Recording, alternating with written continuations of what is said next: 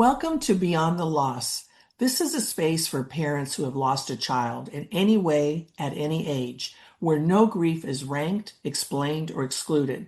I'm Dr. Sharon Spano, developmental coach, systems thinker, and a parent whose life was forever changed by the death of my own son, Michael.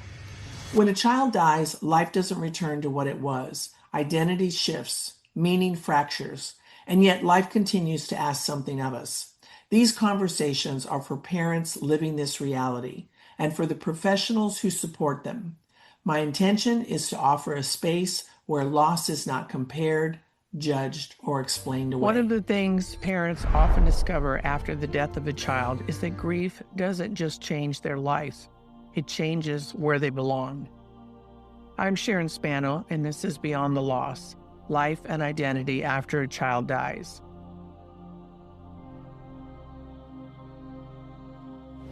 One of the quieter dimensions of grief is the question of where we belong after the loss of a child.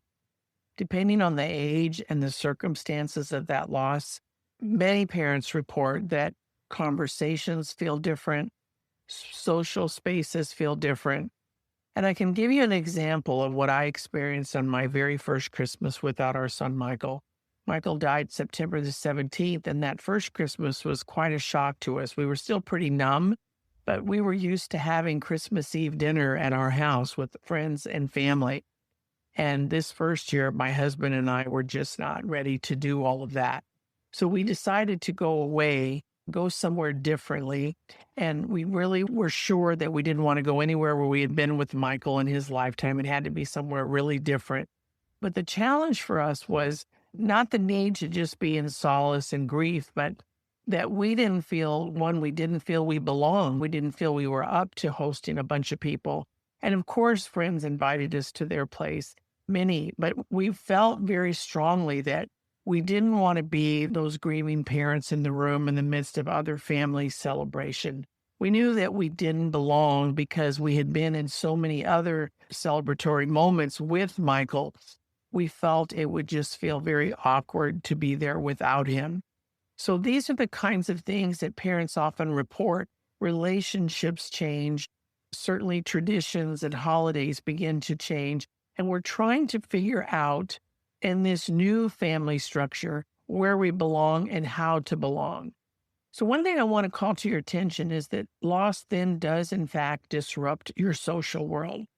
I think society asks us to get on with it and we try to go to things as normal, but we know in our heart of hearts and we don't feel normal. And we know that the people around us don't necessarily feel normal about our being there either, even though they're trying very hard to accommodate us in this space. So as a reminder then, child loss doesn't only disrupt the family system, it disrupts the social system around it. People often ask me, what do I mean by system? Well, everything in the universe, in the world is a system. You yourself, as a human being, have multiple complex systems that live within your very own body. And so there are always systems that we live in, work in, play in, and we move in and out of those systems and the human dynamics around them. And so grief then often can feel kind of like a cloud around these systems, depending again on the nature of the relationships. So parents often report that some of the things they notice is friends may become unsure what to say to them. Invitations may change as conversations can become cautious or even avoidant. And I've had situations where people are talking, for instance, about a celebration in their life, maybe a kid. I remember right after my son died, one of the women's sons got included into some big golf event, and he was invited to this big tournament. She was gladly telling the story and then looked over at me and realized, oh my gosh, she just lost her son a few months ago. And you could almost see the embarrassment in her and she didn't know what to do. So conversations may change.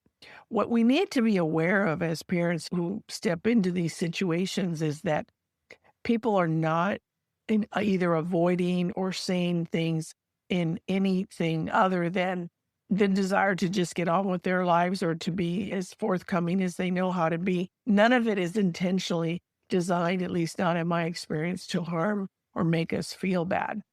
What that does, though, is it reflects again the collective consciousness that we have around grief as a society. We are traditionally, and this goes back years and years and generations, if you come from a family like mine, grief was a big thing. People wailed at funerals and that kind of stuff. That's what I grew up in. People weren't uncomfortable with the idea of grief, but they were very dramatic about it in my family. So I would love for us to start having a different conversation about grief and to help people understand, even while we're in our own pain, what it is that we need and how we can create a new paradigm for what grief is. So let's talk for a moment then about why it makes people uncomfortable. I think particularly if the loss is a child, that is the greatest fear that any parent has, is that something catastrophic will happen to their son or daughter. That's part of the stress of being a parent. And I always knew, because I was in the disability arena, my son Michael was disabled. I knew, and in fact, I did a keynote for a large group of people in the state of Florida, family members and persons with disabilities. And I remember as I was preparing for that, thinking, oh my gosh, I'm going to be on this stage talking about my son, Michael, and his death. And I am the worst nightmare for these parents. How am I going to balance that?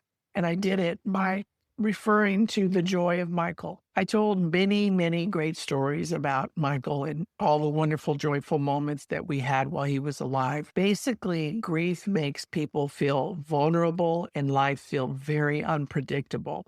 So it's really more about where they are than even where we are. That's the reality of it.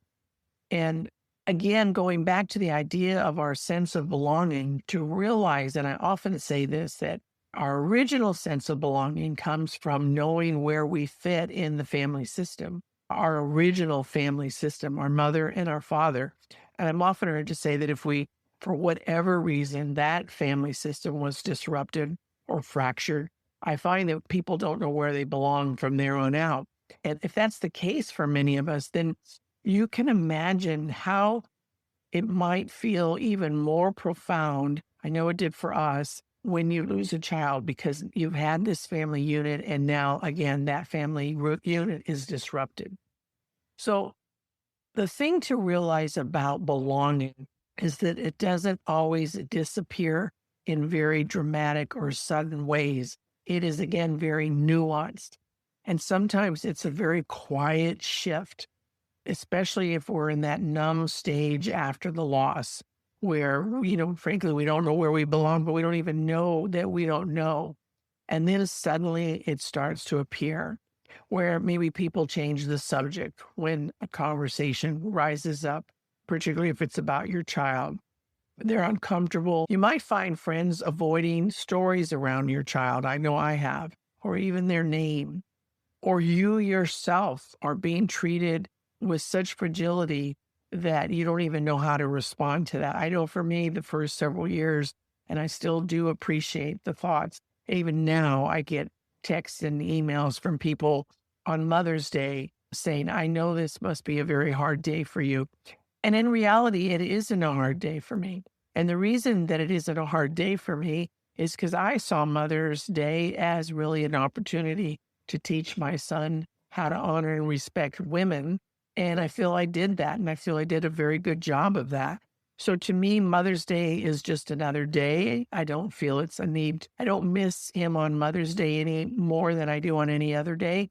I kind of go along with some of the plans for the sake of my husband, because it's important to him to celebrate me on that day. And I'm sure he probably feels the same way on Father's Day. The point is that to pay attention is what I want to ask you to do, to how your sense of belonging or lack thereof is showing up and how it's making you feel and how perhaps you're feeling in the midst of other people. And then we can ask ourselves, what other choices might I make in this moment? How might I educate the people around me, or how might I find some inner peace within myself when this belonging issue rises up? The thing that I want you to get is that when this whole belonging sense is feeling disrupted, because again, you're really recreating your life, and you may feel excluded from normal life is it's in part because you still are between two worlds. For any of you listening to this, if you were, and I'm sure many of you were around during COVID, we tend to remember COVID as events before COVID and events after COVID. I particularly have trouble remembering what life was like before COVID sometimes. So many things have changed. And it's certainly that way in the context of loss of a child. And you'll find also that you may not remember a lot of things. I know in the beginning for me, I remembered only the trauma of those last months and years. And I had many years that I had just totally evaporated, but they will come back. And so the idea is to notice that no, I am not the same person that I was before, but to also notice that you can be something more, better, different. And that it is not easily, this sensation of not belonging is really not something we talk about. And it's certainly not something that is easily understood by the world. So let's talk about and maybe think about a moment when you can first realize that something about your place in the world had shifted. I gave you an example of my own on that very first Christmas. And what did it reveal to me? It just revealed to me that we no longer fit in certain groups where everyone was a family of one or more children. And a lot of activities were going on around those children. And we were now a couple. And I was, and still do feel very blessed by that reality that I had someone and have someone with me to share the memories of our son, but also to share in this exploration of self as we lean into this new way of being in the world. But I want you to think about the first time that you felt really and truly that you did not belong. And what did you learn about yourself? Or what is the narrative, perhaps even a narrative that is not even necessarily true, but what is the narrative or the story that you made up about who you are in this world as a result of that revelation? The thing is, we may find, just to reiterate, that we no longer belong in certain circles of celebration. In our case, we chose not to belong because to be in certain circles with old friends and their families often feels awkward, and it creates even a greater sense of loss because these were people that we were always with and around when Michael was alive. Now, another thing that's interesting, though, as you move through the journey and down the path is you meet new friends. And it's hard to imagine that we now have so many friends that never knew him, but yet they know him through us.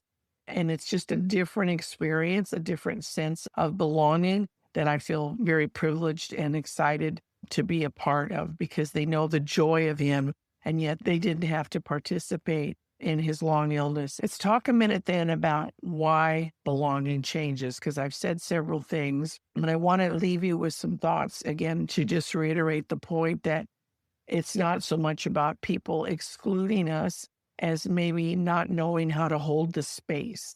And I certainly experienced that. My son was disabled, so I experienced that in the early years of his life, or actually throughout his life, of not belonging, not fitting in with the other parents, the other kids who were able to do more. Michael was wheelchair bound. So here's the thing.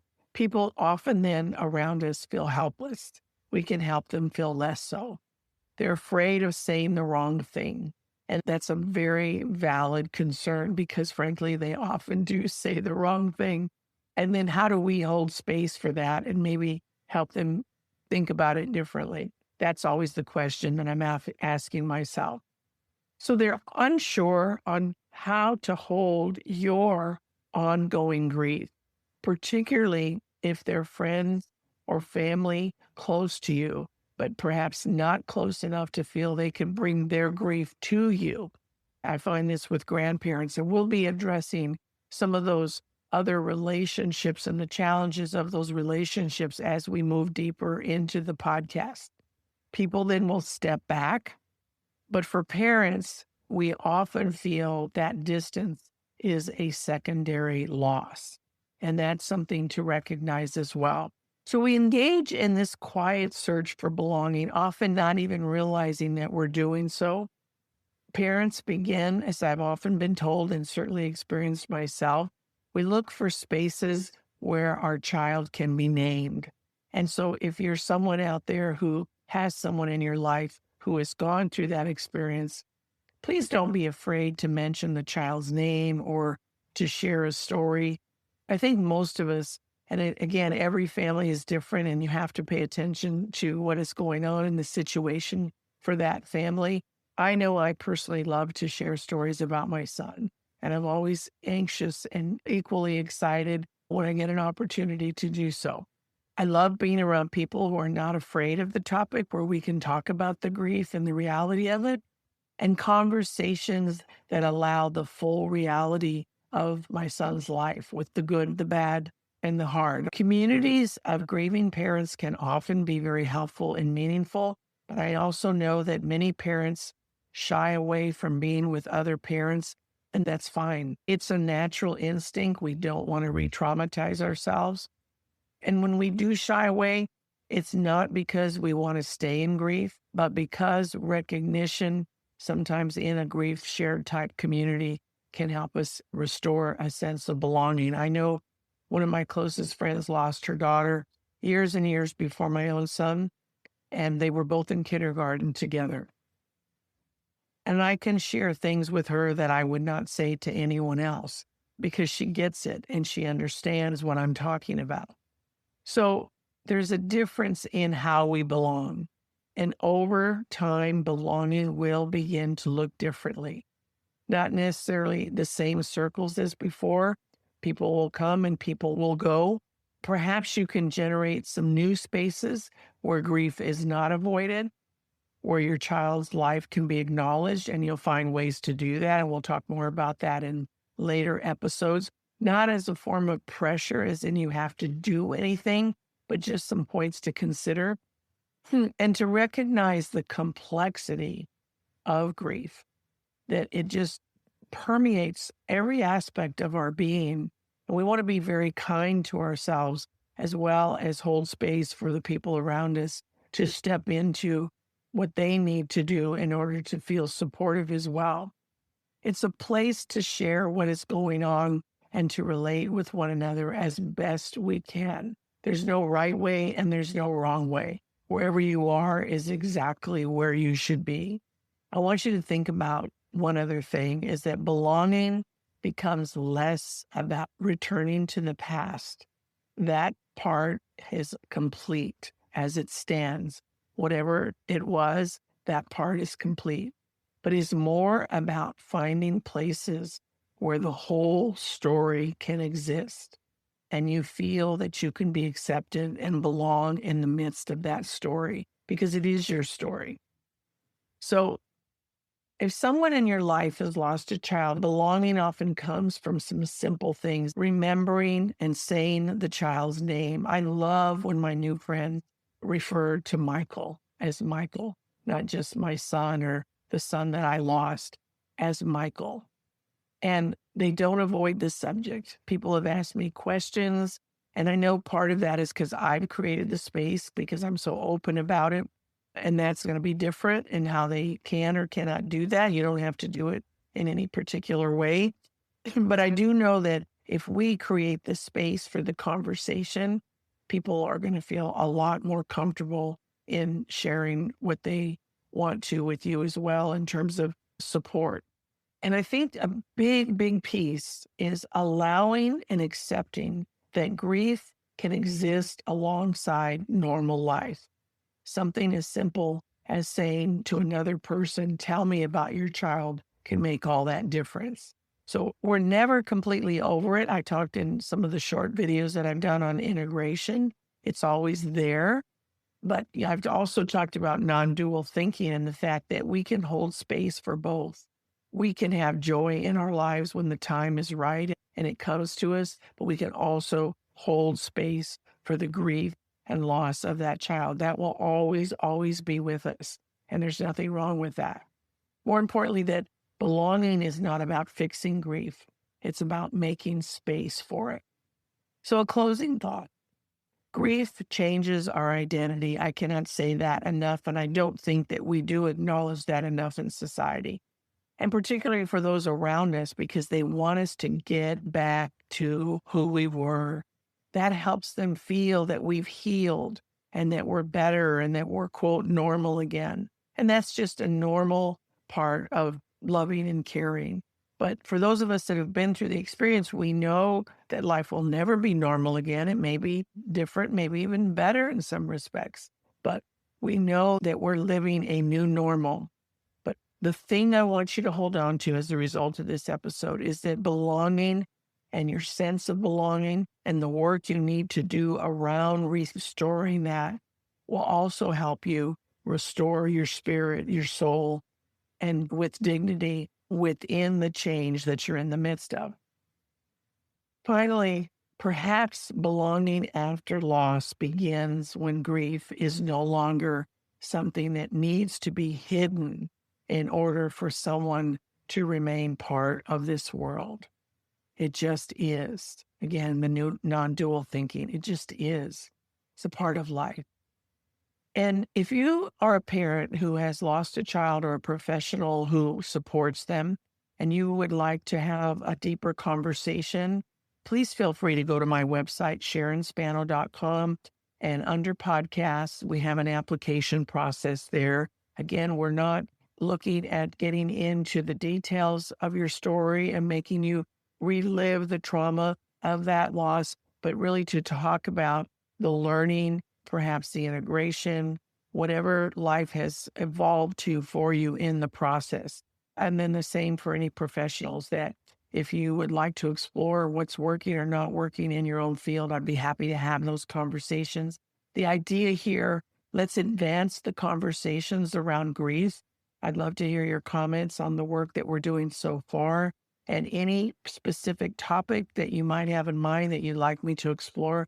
I'd be more than willing to the best of my ability. Until next time, this is Dr. Sharon Spano reminding you gentle care.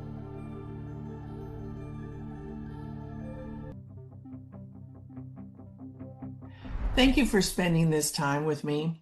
If this conversation stirred something for you, you don't need to make sense of it right away. There's no timeline for understanding and no right way to carry what remains.